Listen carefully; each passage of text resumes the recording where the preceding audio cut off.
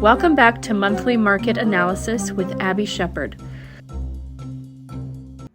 Hello, welcome to Monthly Market Analysis with Abbie Shepard. It is July and it is hot out there, temperature-wise. Real estate market, not so much.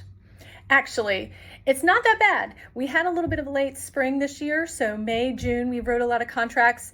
There are some people vacationing in July, a little slower in terms of showings and activities. However, we're negotiating a deal right now on a house, so it's still happening. One of the areas that's struggling a little bit is the condo market. So I gotta say, what's happening? There's a lot of inventory in condos right now. Well, it's been a long time coming, but HOA dues over the past couple years have really increased for a couple reasons. First is insurance. Condo insurance has gone way up everywhere, right? And then also cost of construction. So let's say a community knew 5 years ago that they were going to have to do roofs, paint, balconies, elevators, and they levied an assessment and projected. Well, now those construction costs are double, sometimes triple what they anticipated. So they're having to do assessments or increase dues. And that's just harder for everybody, right?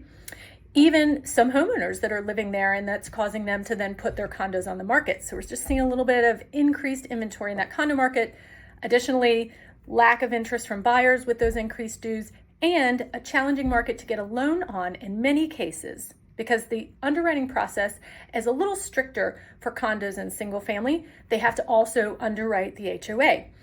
If they don't like the maintenance that they've got lined up, budget reserves, rentals, cap, lots of things that they underwrite. Well, also, they look at the water deductible. If they think the deductible is too high per unit, then they can deny that loan.